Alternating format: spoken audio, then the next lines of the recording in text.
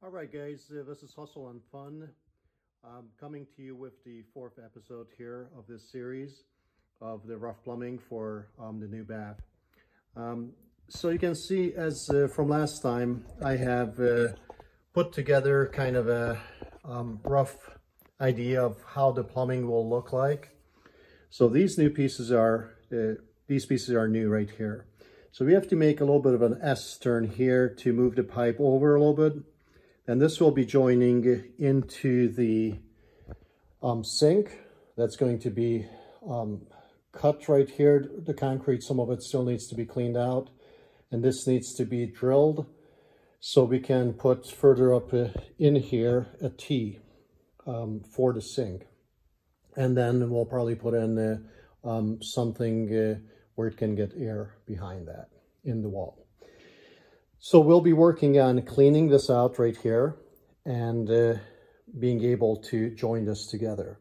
So we'll be working at the same time with these fittings and also with these fittings to make sure that we have the right pitch coming down, not too much, but just enough, which I mentioned to you before, about 1/4 to 1/2 inch every 10 feet, and then joining in here and then following down the line. So the next one will be the toilet. That will be back here, and then it will continue over into the sink that's coming down from upstairs. So we'll be working on these today. We're going to try to get this part done right here for the sink that's in this new bathroom. So let me see if I can get this dug out here and also break the concrete out of here so we can actually do the plumbing. Okay, at this point we're getting closer to where we can start gluing things together. I have kind of trenched out the area that needs to be trenched out to get this ready to put the drain pipes in for the rough plumbing of this sink. One thing you want to keep in mind is when you're taking this kind of a dirt gravel mix is you don't want to put soil back in here because that will compact easier. If it's more of a gravelly mix, that's what you want, or you want to bring new gravel in here. You don't want to have the dirt compress on you, and when you put the concrete on, the concrete eventually crack, because you may not be able to compact it as much as you would like to, and it will compact on its own down the road. You know, let it be 6 months from now, a year from now. You don't want all these hairline cracks in your concrete and also in your flooring. So that's something to keep in mind as you're doing this. The next thing that we need to concentrate on, as I showed you in some of the other videos, is figure out which parts are the ones that you could have a piece of pipe joining them, which pieces, and you could cut those down, but you don't know exactly how long they need to be. At this point, it looks like all of them need to be pretty close to the distance between these two spots. So you can measure that. I believe that's about 3.5 inches. And you could get those ready. First, glue the parts that you know for sure that don't need to be moved around. For example, you can put a piece in here and glue this side, but not glue this side. Also, you can put a piece in here that's long enough to go in this 22.5 degree, 3 inch, but only glue this side, not this side. Same thing here, glue this side, but not this side, and so on and so forth.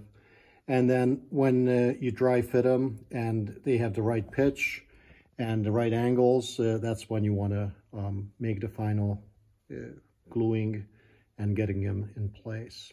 Because up to that point, before you glue them, you can always twist and turn these so they form the right shape along here, so you have a nice flow of your gray water. So I just want to let you know that, and let me continue. All right, so we need 3 pieces of the 3 1/4 inch You could make it just a little bit bigger, or somewhere around there, depending. These needs to be pretty close. I'm making it around 3¼ inches. So I need 1, 2, and 3 of them. I already have measured and cut a piece right here, and you'll see that this is about that size, about 3¼ or so, and that should be fine. So I need to cut 2 more of these, and then we can start fitting them together. So I have all the 3 pieces that are ready to go and to be fitted between the coupling or the pipes, the elbows.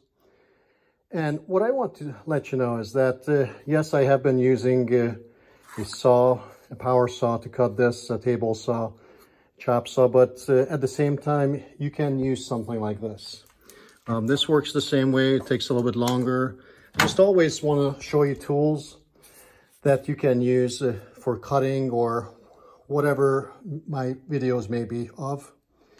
So something that doesn't cost that much. So you can get one of these for probably 10, 15 bucks and it will do the trick. It will take a little bit longer, obviously, but at the same time, you can get this done. So it doesn't have to cost you a fortune to do plumbing. There's just basic tools that you can use, such as this, and makes life go easier. So let me continue on this and show you how this is dry fitted. Okay, at this point I have primed the piece that we're going to put between the other 2 pieces. I also have primed this elbow. That's, I believe, a 22.5 degree elbow on both sides. I also have reprimed this piece right here. It was primed before, but I figured it doesn't hurt if I prime it again, since it has been a little bit since I primed it. And I'm going to glue into this piece, but I'm going to glue another piece into the other side. So I'm going to prime that first and then glue it. Just a hint or suggestion, in case you cut these too big, you still have time to trim those down, these pieces, the joining pieces. Also, this is glued, so the reason I glued these is you can still turn them in here, and you can also turn them in the other piece. So it's not going to affect which way this goes. As I said, if you feel it's too long, you can still trim it before you glue it with the other piece. Also, what you may have seen is that I'm not using brand new pieces for these joining pieces. Whatever I have left scrap, it works just as fine. Just clean it up a little bit and you can cut pieces off of that. I always put the larger scrap pieces aside just in case I need to use it for something like this. So let's continue. So it happens that even though you plan ahead, things may not work out exactly how you would like them to. For example, in this case, we put the 22.5 in here and we wanted to put another one, and it didn't quite work out. It wouldn't have met up with this drain pipe here that we need to continue with. So what I'm going to do is I'm going to put that Y in here, going to put a 90 and then 45 in here to get to the sink. So this is going to be the new route. And here I'm either going to put a Y in here for the toilet, or I may put this 22.5 in here to kind of give it the angle to meet up with this. I'll play around with it and see what's the best route, and then I'll take that. I'll glue these together so I can get this done, and it may be another video where I'm actually joining the toilet in. But for right now, let me work on this and see how that works out. I may have to break some concrete out here and do some things with this. So this is number 1 right here, this area, and then we can go to the toilet part.